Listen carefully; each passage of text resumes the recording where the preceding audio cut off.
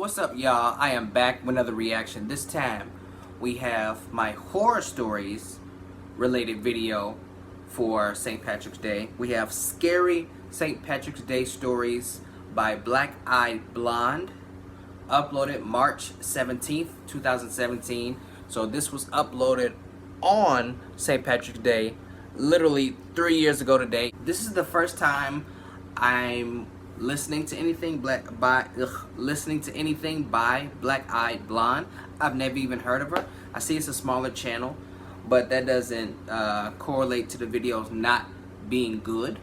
So we're gonna give it a try. I don't know what to expect. It's St. Patrick's Day related, so I decided to listen to it. BB, I hope you don't mind. That's Black Eyed Blonde. I hope you don't mind me listening to the story, uploading the reaction. If you do, if you don't like it, just let me know. I'll take it down. That's fine. So, yeah, I don't know how many stories is in this. It just says scary St. Patrick's Day stories, so it could be 2, 3, 4. It's only about 10 minutes, so it's probably gonna be about, I don't know, 3, 4 stories. But yeah, all the important links will be down in the description. Without further ado, let's get into it.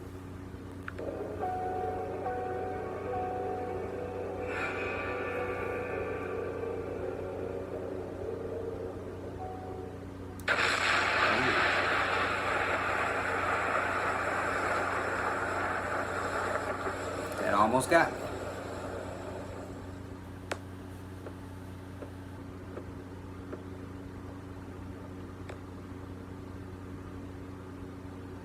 I went to greet that stranger, sitting calmly at the far end of the pub. You must speak now. It's your last chance. The stranger had uncovered the truth with these words, something that our weeks of interrogation couldn't do. Samuel Bruno was scheduled today for execution in public. Sam was charged for the murder of 11 people, including his wife and son. Damn. When sheriff arrested Sam, he was sitting on the front porch holding a hammer covered in his wife's blood. They found remains of children in his backyard. Oh. Throughout the trial, not even once Sam tried to defend himself. When the execution began, he just knelt down as if he was praying. It was then the stranger appeared, urging Sam to speak. To everyone's surprise, Sam burst into tears and confessed killing his wife. Oh, it's too late. It was the only day to stop them. He said, our sheriff was a psychopath, and his sister, Sam's wife, helped him by luring children into town. Everyone was dumbfounded. Mayor ordered to detain sheriff, and his house was searched.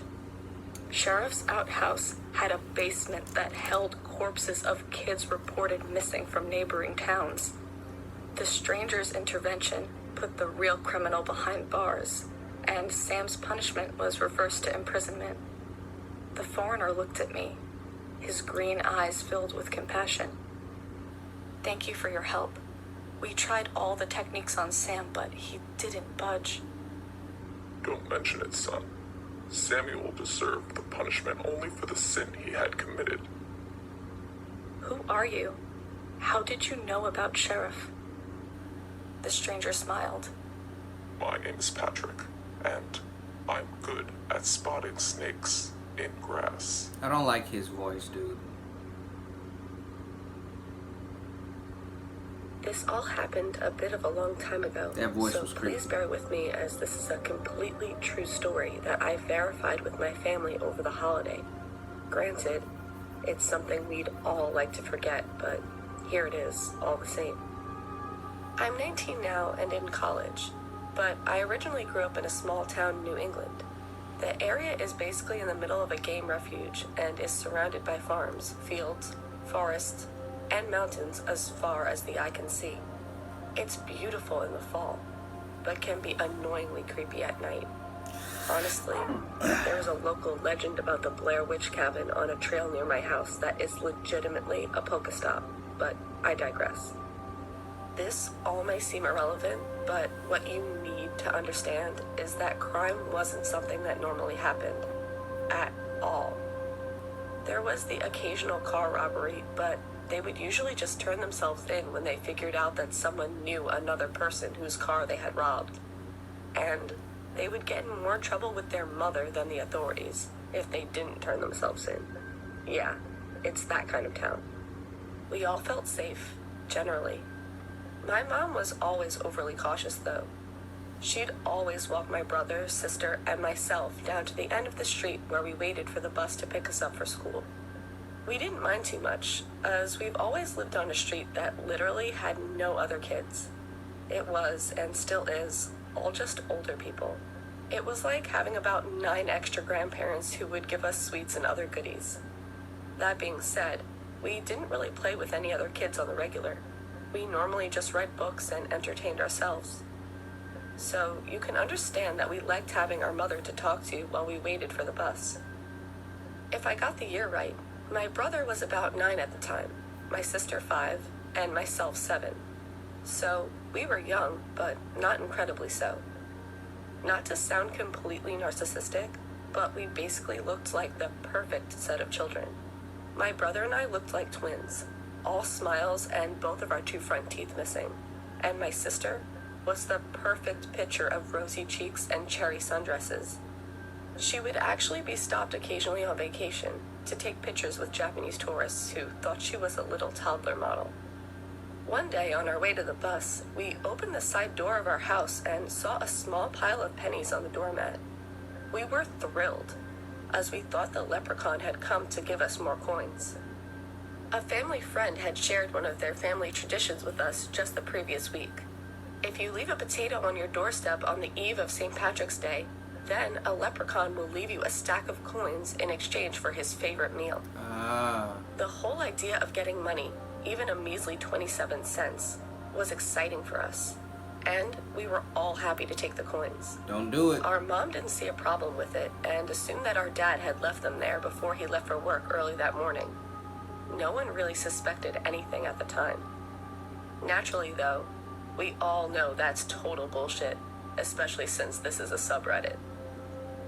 For the next couple of weeks, the piles kept showing up on our doorstep and slowly began to trail down the driveway, stopping at the end for a few days, before trailing down the street to where our bus usually stops every morning. At this point, my parents began to freak out, and rightly so. After discovering that my dad hadn't left the pile of coins, they began to ask the sweet elderly neighbors whether or not they had left us the coins. Every single one said no. We stopped taking the coins after that. The pile of coins at the end of the street grew and grew in size over the next few weeks. This had been going on for a month or so at this point. The coins were always there, and they were clearly meant for us, but no one was in sight. You're probably wondering why my parents didn't call the police at this point. Right. Well, they didn't want to cause them any trouble. My mother's words, not my own. One day, however, they did end up having to call. We were all standing at the end of the road beside the ominous pile of coins when a gray sedan pulled up from behind the tree line and parked across the road from our street. We would have thought this was normal, as many people park there to take hikes, but the car didn't have any plates.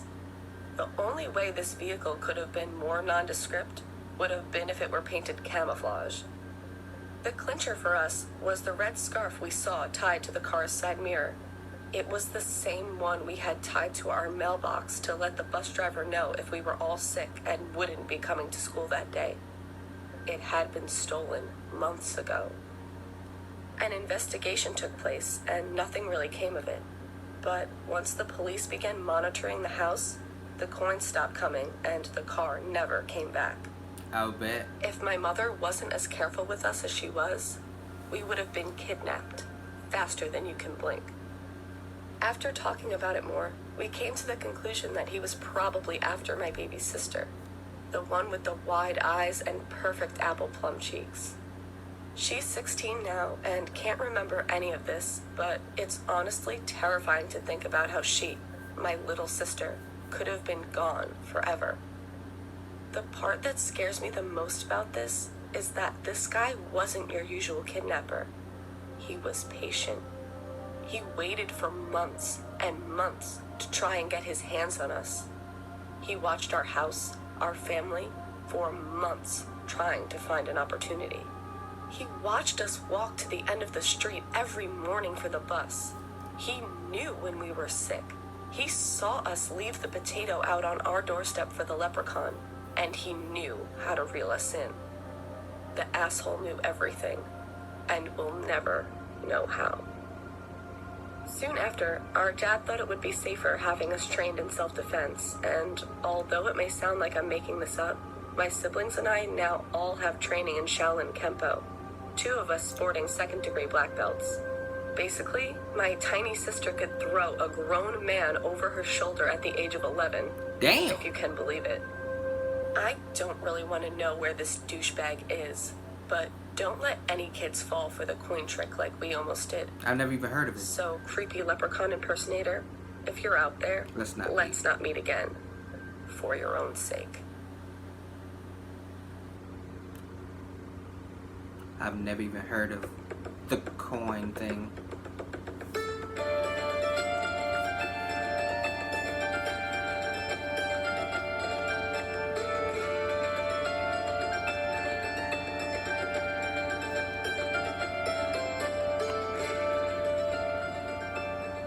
I like that outro though.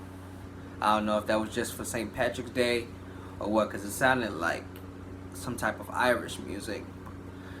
But I like that outro. I ain't gonna hold you. An 11-year-old that can throw a grown-ass man over her shoulder. I'd have to see that in the video. I'd have to see that, because damn, I've never known for a child to be that damn strong. Even if they do know self-defense, karate, jiu-jitsu, and whatever that is that she said, like, I'd have to see that for myself, either in person or on a video, authentic video. If it's in person, I don't need to be the grown-ass man that gets thrown over a child's, not even a preteen yet, an 11-year-old, a child's shoulder, a little girl at that. I would not want to be the test subject. I'm good on all that. Just want to see it in the video or see it happen to someone else, not me. They even got pedophiles out here on St. Patrick's Day, out here trying to fiddle with children and all that. Nah, man, I'm good. Black Eye Blonde, you have yourself a new subscriber and a new supporter of your channel. I want to know, is she still active? Is she still like dropping videos and things? Oh yeah, her last video was 3 weeks ago. She's not too active, but I like, oh shit. Oh, yeah, she got a lot of content. I'm gonna have to look into this. I finally have a new female horror story narrator and creator. Thank you. Right next to Strawberry Nightmare now. So we definitely gonna be getting into her content. Black Eye Blonde, BEB, keep doing what you're doing. Become a little bit more active, because from what I see, your content is the exact type of content that I love listening to and I love reacting to and things of that nature. So keep up the good work. You on a good route. Your channel's small like mine, but with the hard work, you'll see a lot of increase in that. Keep doing what you're doing. You guys, I hope you enjoyed the video.